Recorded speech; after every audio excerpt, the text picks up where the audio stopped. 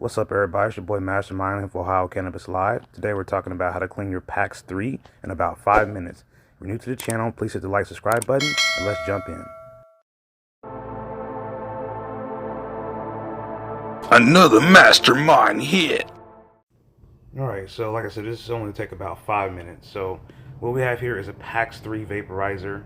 This lid here, we're going to take that off first. This will work whether you're using the raised lid or you're using the flat lid.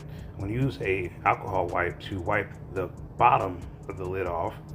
This is where oil gets trapped as you're vaporizing, and this can block your airflow. So it's definitely important to make sure that you clean the bottom of this lid on a regular basis. I would say at least a few times a week. That'll help keep oil from building up in it, because once it gets in there really good, it's really kind of hard to get it out. And just let your mouthpiece dry out. Next thing I'm going to do is take the lid off here at the bottom. Check the chamber. It's not too dirty, but still we're going to clean it anyway. The lid is a little bit dirty, so take another alcohol wipe and wipe that lid off. Any debris that's built up on there off there till you have it completely clean, because if there's a lot of debris on the bottom of this lid, this can also cause a blockage in airflow. That is one of the key things about PAX devices, is that as long as you keep them really clean, your airflow will be good, and also you will be able to taste the flavor of your materials in your device. So we've got this pretty clean here, so we're going to move on to the next thing that we're going to do here, which is clean out the oven itself. First thing I'm going to do is look in the chamber, see if I can see any oil in there. I don't really see any, but there's a metal screen in here. I'm going to go ahead and pop that metal screen out with this pipe cleaner.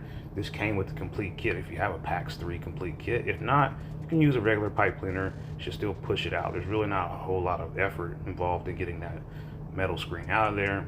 Once you get it out, kind of run the pipe cleaner through there, try to push out any excess oil that may be down in the chamber.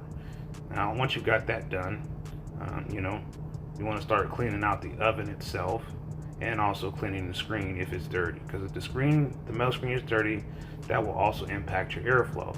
So it's definitely important that you go ahead and clean out the oven itself. Just wipe it out, make sure there's no debris, and if you have a brush, you can brush it out, make sure there's nothing in there as well. And then I can take the end of the brush and just kind of go around the inside of the oven just to make sure I don't have anything in there. As you can see, it's pretty clean already, because I clean this on a regular basis about 3 times a week, and there's really no excess oil in here. But if there was, you would notice it, and you would just keep cleaning it until you don't see any more oil. That's how you know it's clean. And I also wipe the top part off too, just to make sure there's no oil sitting underneath there, because that would just go right back on the lid. And as you can see, I am going to go ahead and wipe this bottom metal piece off anyway, just to make sure it's clean. Now, you let all these things dry, and then you take a regular pipe cleaner and dip it in a little bit of 91% alcohol, like I'm doing here. It doesn't matter where you get it from, it doesn't have to be any specific kind. And you're just going to take your pipe cleaner and put it down in there, in the alcohol, and then just flush it down inside the chamber. What this is going to do is help break apart any oil that may be stuck in the chamber that you just can't see visibly. And as you can see, there's really not a whole lot coming out, because this is pretty clean. But if it was dirty, you would have oil at the bottom of your brush. And the oil, this little alcohol at the top, that'll dry off. And the last thing you want to do, after you've got your chamber clean, you got your mouthpiece clean, you got your metal screen clean, just put everything back together. You'll see me do that here. Put the metal screen back in there and make sure it lines up perfectly. Just lay it in there. Put your lid on. Put the mouthpiece back on.